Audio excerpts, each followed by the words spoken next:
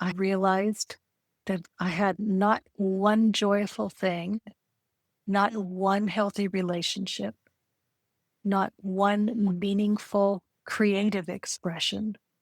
Everything was just work and struggle and disappointment and conflict. Mm. And at that point in my life, there was a moment of complete surrender.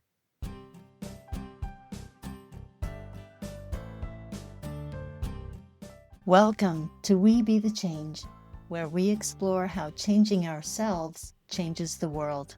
I'm your host, Colleen Akiko, Essential Connections Coach. In the first segment of the series, Living as a Portal of Presence, the inner work that changes the outer world, we're joined by Spiritual Director Brenda Heldoorn. Brenda shares the pivotal moment that led her to deep healing and a new path, and we consider how pain can be a gateway to transformation.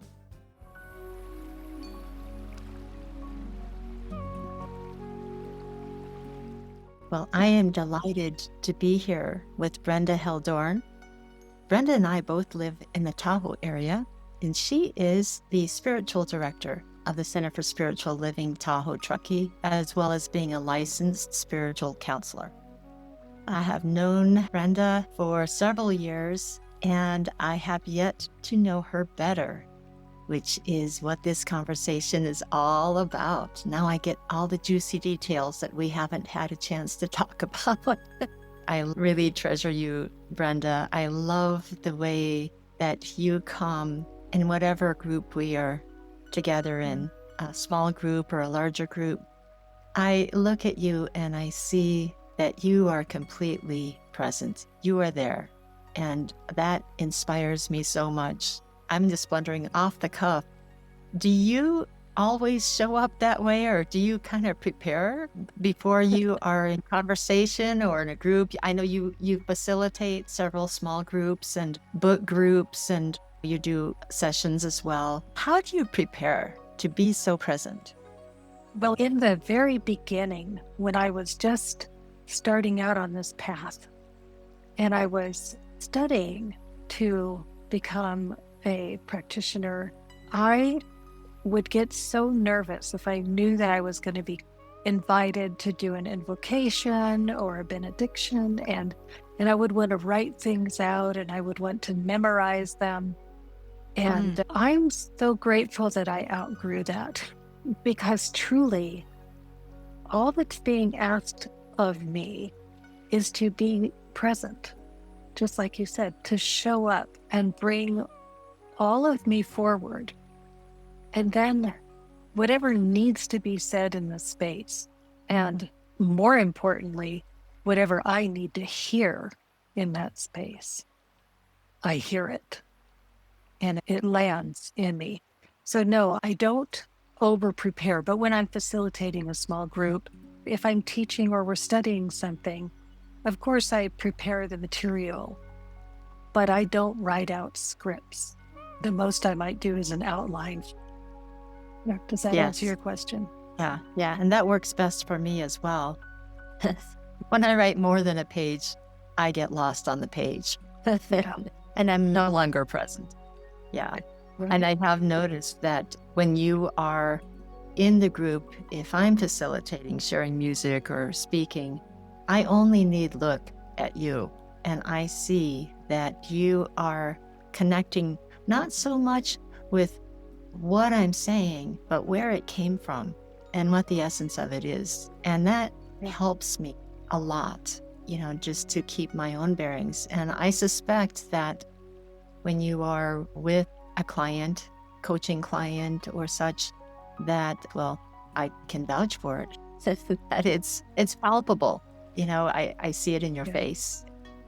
Thank you for doing that. Where did that come from? When did you recognize this deep inner longing? Oh goodness.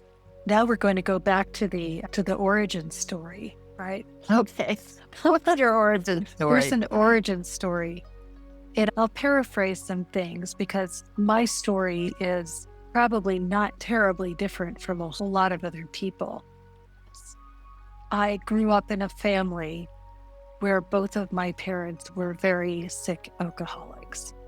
So that was the beginning of the kinds of things that shaped me. But what it meant to me at that time in my life was that I was working without a net. I didn't have a safety or a fallback.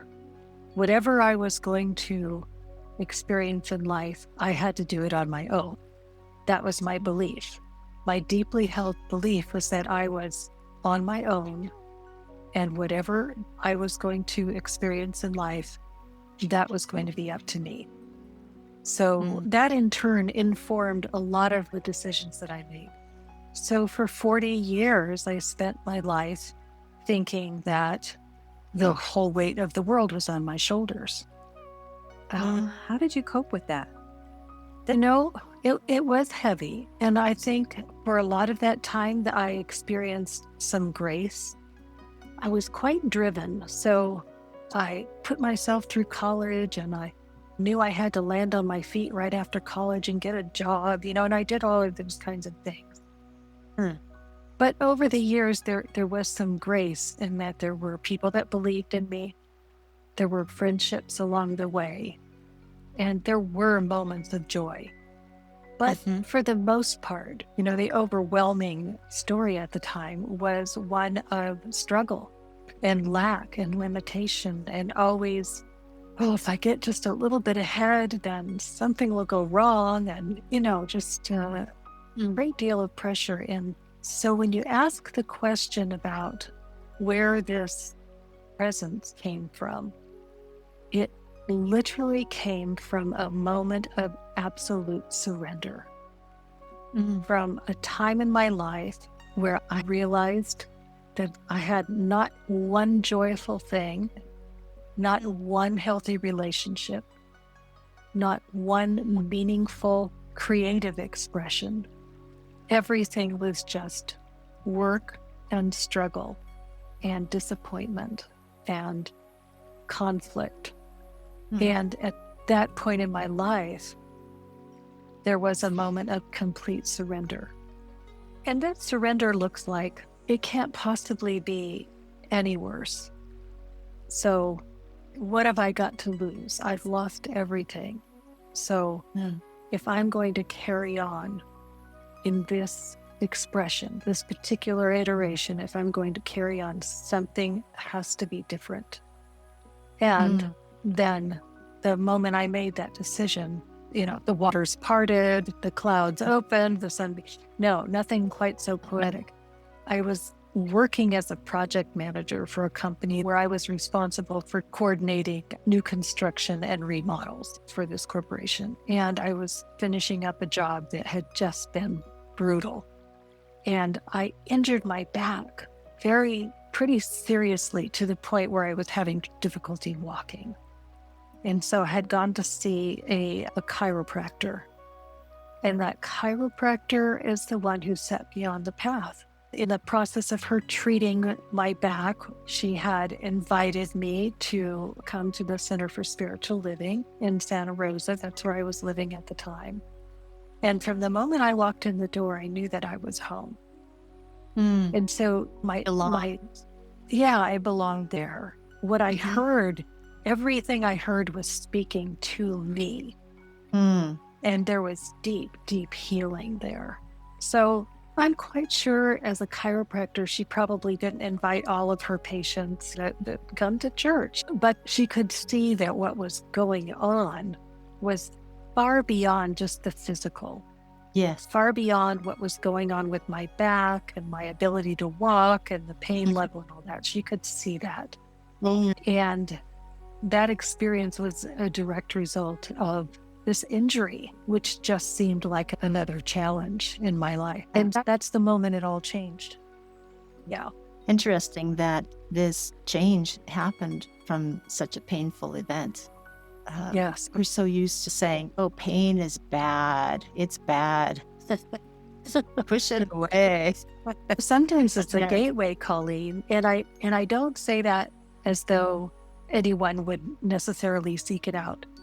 I feel like I was so ardent in my belief that I was all alone and that I carried the weight of the world. That's what it took for me. But not everyone is that stubborn. That was one of many spiritual 2x4s, that there was no getting past it.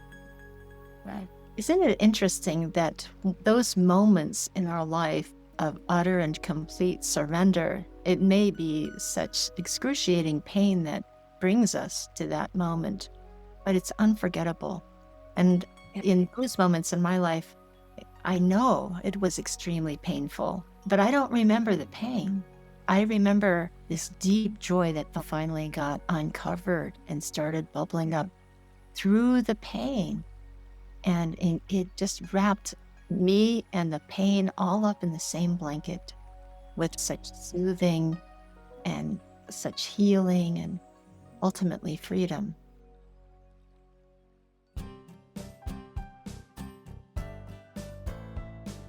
Do you ever feel like Brenda, that you're carrying the weight of the world on your shoulders?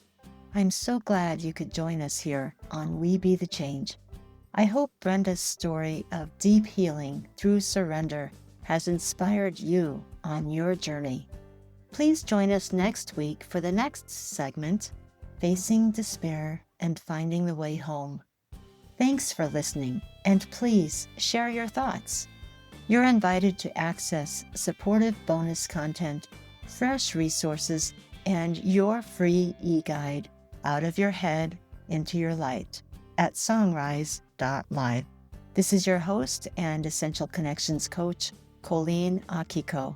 Until next time, may the sacred find you even in the small things. Aloha.